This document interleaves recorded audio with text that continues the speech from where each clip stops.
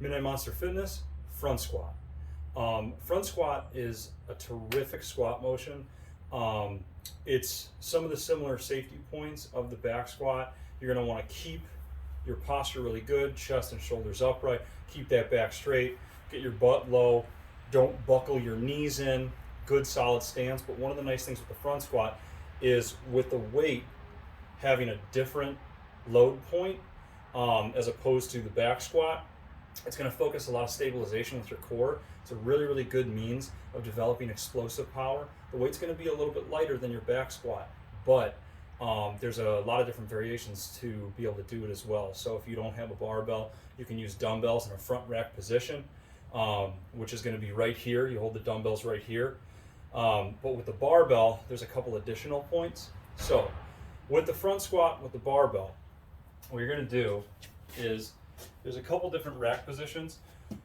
Where you're going to want it is resting on your anterior delts or the front of your shoulder muscles, kind of up on your collarbone, not completely on your collarbone, but set back a little bit further.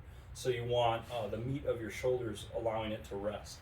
Now there's a couple different grips. So the traditional grip, where I'm going to be thumbs width from the knurling, so a little wider than shoulder width. What you would do for this is make sure you're centered, come up to the bar, find that point where you want it to rest, and you're going to drive your elbows up. You're going to drive them up as far as you can. Now,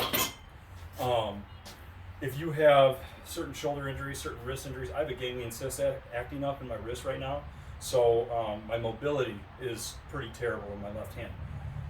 There's a nice little alternative you can do. What you're going to do is you can get deadlift straps or something of the sort. You can get smaller resistance bands, things like that. Wrap them around like this, and you can put them at that end of the knurling.